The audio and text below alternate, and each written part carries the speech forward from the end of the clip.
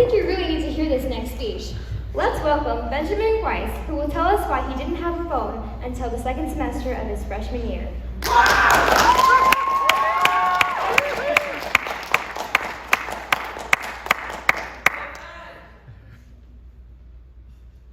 Is this working? Ooh, it is. Yes, sir.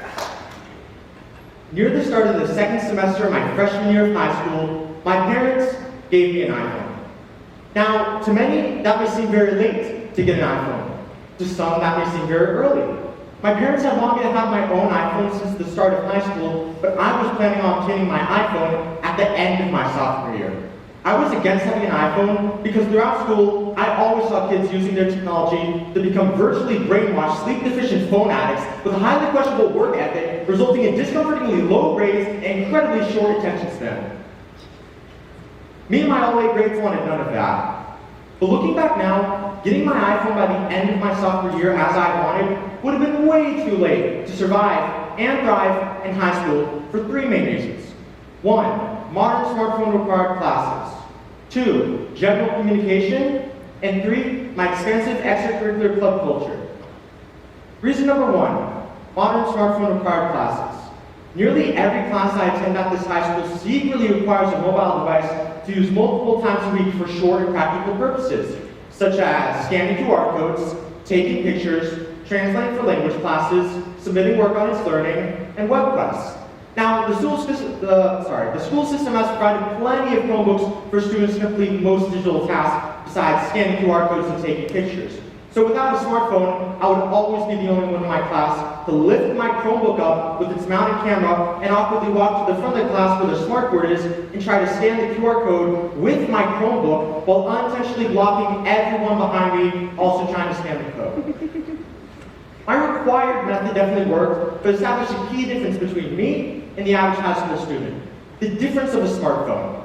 The everyday need for a smartphone in modern school classes is an untold and unacknowledged necessity that I would bear the consequences of for longer than any regular student. This yes or no difference of does a student have a smartphone diverges the student body into two simple groups.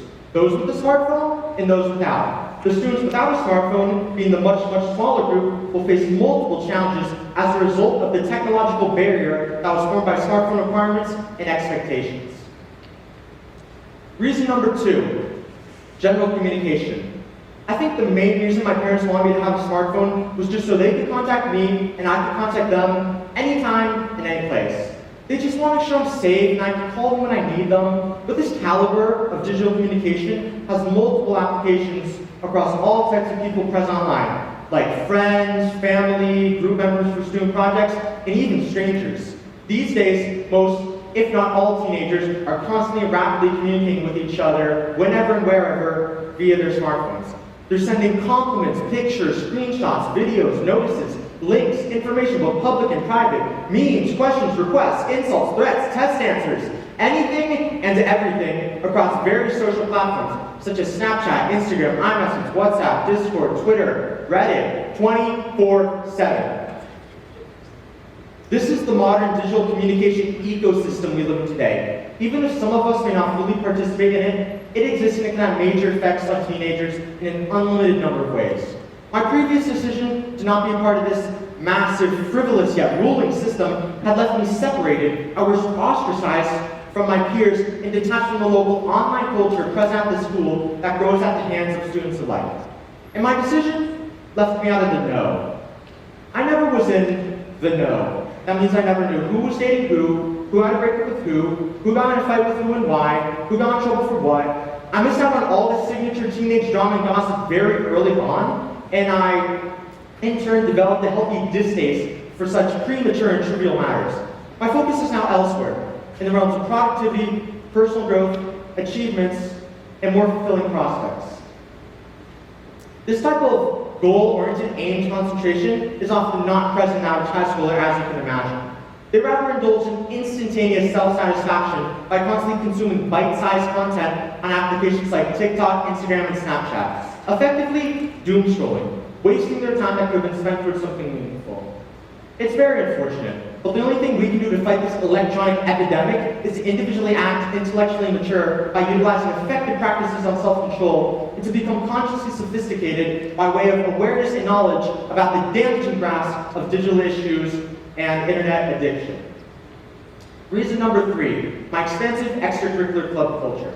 Upon receiving my iPhone back in the second semester of my freshman year, I set out to join all the clubs present at this high school. And the primary way to join clubs is by scanning QR codes on the flyers in the hallways, which will invite you to a web-based communication app called GroupMe. Almost every club at the school uses GroupMe, and the 4 clubs that don't use GroupMe use digital apps that are very similar. It is impossible to join and participate in a club without being digitally present in the club's virtual communication method.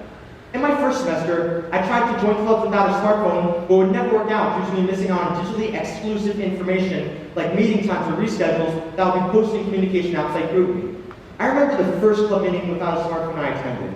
I asked the club officer hosting if it was possible to be in this club without a smartphone. She said, "Of course," and then I never saw her again. It was just not possible. But now with my iPhone, I've joined over 90 club GroupMe groups, including TED Club, and I usually have 3 to 5 unique club meetings every week to attend. My incredible assortment of clubs has granted me numerous opportunities in the realm of volunteering. I've given out food outside of mosque with the Muslim Student Association. I've timed swimmers at the Aquatic Center for Beta Club. I've attended the Diwali Mela at the cafeteria hosted by the Indian Culture Society. I've acted as a blood cell educational video for HOSA. I've spoken about black holes on a podcast for Astronomy Club. And now, I've given a TED Talk in the auditorium for TED Club. I always keep a lookout to participate in any type of school event, such as fundraisers, guest speakers, performances, or shows like the talent show fundraiser we had in November, in which I performed as a magician and won first place. All these great things I've been a part of have only been possible due to my iPhone. This handheld technology is somewhat of a double-edged sword, but through all the consequences and problems it can bring, it is a necessary tool to survive and thrive in high school. Thank you.